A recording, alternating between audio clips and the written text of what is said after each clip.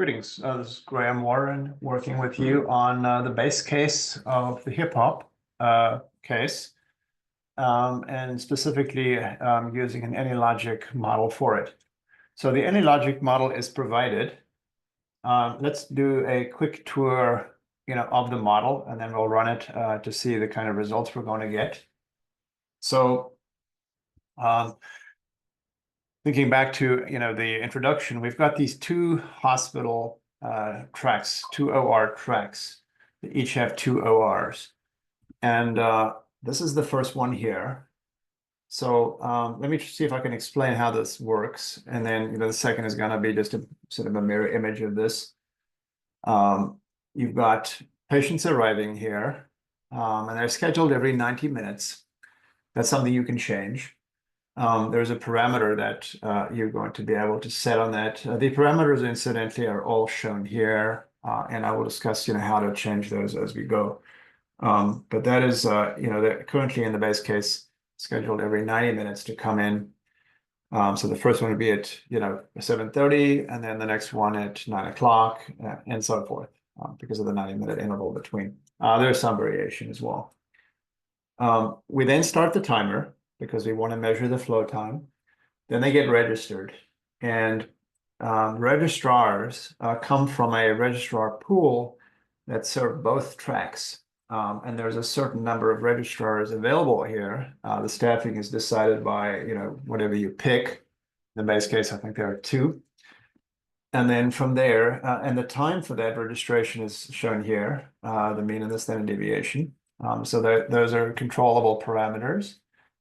Once they're done with registration, they grab an OR, which can be grabbed from either ORs that are dedicated to track A, those are shown here in a resource pool, or from a pool of ORs. So you have the option of, dedicating an OR or two to each track, or deciding to pool them, and that's part of, the flexibility, the analytical flexibility that this model offers. Okay, so now they've got an OR. We're going to grab an NS, and that's going to happen instantaneously. Of course, they have to wait for the OR, but once they got it, they got it. And it would be just an instantaneous thing. So it's like you've got the resource secured, and then we grab an anesthesiologist. And the same sort of idea. This NS track A are the anesthesiologists that are dedicated to track A, and then CRNAs, who are also anesthesiology pros, could be drawn from there. So there's some delicacies around, licensing or medical feasibility with regard to having the right talent, on the job at crucial moments. But you have the option of, hiring more anesthesiologists, bringing more CRNAs on, as long as you're, complying with minimal, operating requirements required by licensing boards and so forth. Right, so now you've got the OR, you've got the anesthesiologist, sedation occurs. So there's prep and sedation, and those times are shown here, the mean and the standard deviation. So you can find any way of innovating on that, reducing it, by all means, go for it. You'd have to motivate that with journal articles, white papers, something of that nature. So then sedation's done, surgery commences. And so what you're going to do is you're going to grab a surgeon, same set of situation here. It's a little different, but you've got a dedicated surgeon for track A, and you can have one or more physician's assistants who could perhaps do the closing for you, close the wound once, the critical part of the surgery is complete. And that surgery time is the 100 minutes roughly mean and standard deviation. If you can find improvements somehow, by all means, but you've got surgery means for A and B and standard deviations also. So what you could do is you could decide, for example, to push lower BMI patients to track A and higher BMI patients to track B, and then have different mean service times and standard deviations based on the demographic that's coming down the track. Right, so we've got the surgery done. Once the surgery is complete, the the surgeon is released and can go back to the resource pool and will be available for the next surgery. We then release the anesthesiologist, and then we stop our stopwatch because now the surgery is complete. So this timer could in fact come here instead of after releasing the anesthesiologist, but this is instantaneous, so there's no time loss. All right, so now the patient goes off to recovery. The OR is going to be cleaned. So that's now we're looking for, it's an EVS crew, and we're drawing on the EVS pool. They serve both tracks.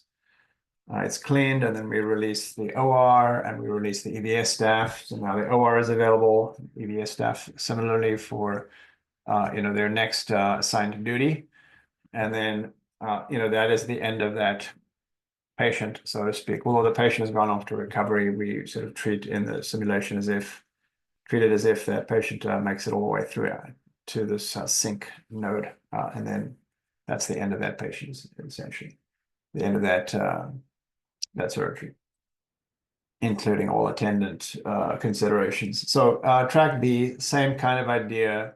I think there's just one thing to note here. Because of the prior consult of the patient with the surgeon, you have to keep the patient and the assigned surgeon together. So we're saying that there has to be an assigned surgeon for track A. So when you push a patient down here, that patient eventually encounters that assigned surgeon. Anesthesiology, that's not the case. And you could certainly go to any OR, but there has to be an assigned surgeon here in track A so that you are getting a match between surgeon and patient, the surgeon that has seen that patient. Okay, so these are the two tracks.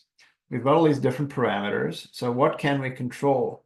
We can control the inter-arrival rates here through the inter-arrival times, the number of registrars in the pool here, the registration time and its standard deviation, the mean and standard deviation, the number of ORs in track A, track B, and in the OR pool, the number of anesthesiologists and CRNAs in these three pools here, the sedation time, mean and standard deviation, the number of surgeons in track A, track B, and in the physician's assistant pool, and the surgery time, means and standard deviations in each track.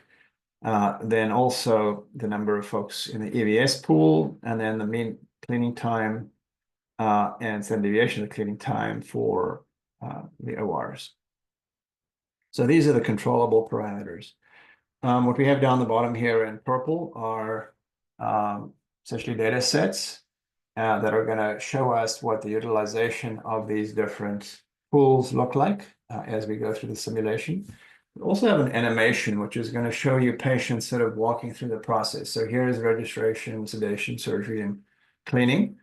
And you'll see little patients sort of streaking across here as we go. We also got two histograms that are going to show us the patient flow times, maybe 4, 5, or 6 of these.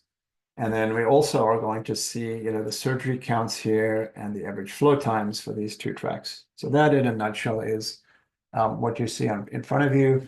Let's go ahead and run this in the base case. First thing to note is when you want to change parameters, you go to simulation main, and you can set it all up. So I'm just going to go through this and confirm that we do have the base case. So 90-minute inter-arrival times, registration time mean is 15 minutes with a 2-minute standard deviation, sedation 25 minutes with a 707 sedation. That's both prep and sedation, and I've done an adjustment to the standard deviation to reflect the the concatenation of the prep and the sedation. Surgery, mean and standard deviation for track A, same is true for track B. And then in track A, we have one anesthesiologist, same in B, one surgeon in A, one in B. We have 2 ORs in track A, 2 in B, 2 EVS pool folks. Where's our registrars? Do we have our registrars here somewhere? We have num registrars, so we should see it here somewhere. Oh, there it is, num registrars 2. And there is no ORs in the pool, no CRNAs, no physician's assistants in the base case. And this is in fact where you would change those. Any innovations are, realized by changing these numbers here. But let's go ahead and run this. So you want to be careful to run hip hop version 2 simulation. And what we get here is a pop-up. Here it comes. And I want to just enlarge this a tad so we can see it. Now, it is in fact running. You can see things are changing. So the first patient has come in as getting registered, and you can observe the time here by clicking on that little gear. So we're 20 minutes into the workday. What this is doing is it's simulating a 10.5-hour day.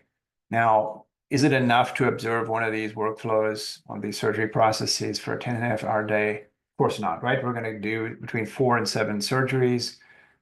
Patient BMIs are all over the park. You could get, 7 very lightweight folks in there, 7 very, morbidly obese folks, and the day would look completely different. So you are going to have to replicate this simulation. There's just no way around it. And I would recommend anywhere between 5 and 10 replications, understanding that more replications are time consuming if you do this work manually. Now we can control the speed of this thing as before. So let's just speed it up to see how this is going. I want to just observe where the patients are. There's 2 patients in surgery right now. That patient got done, and then that OR was being cleaned. This patient is completing surgery, and that OR is being cleaned, and so forth. You can see patients waiting here now for sedation. And what is interesting is we're now about 300 minutes into the day, so roughly half the day. And we've only completed 2 surgeries in each track. And the flow times here are, on average, 188 minutes. Let's see if I can expand this a tad. No, I can't. So, well, it's about 178 minutes average here. There's now 4 here, 3 here, 212 minutes average. And what you may notice is that the flow times are much above the inter-arrival times at the start of the day, which is just 90 minutes. So what's happening is the folks toward the end of the day are, encountering a logjam and are sitting around waiting a long time, up to 5 hours here for that flow time. So that 90 minutes seems to be too aggressive, but only change that once you've, optimized your process to the max or to the desired level. All right, so I'm going to, I think we're actually we're at 600 minutes. I need to change that. Let's just fix the simulation time. We actually have 630 minutes. So model time is actually 630. Yeah, let me just rerun this, save that and run it.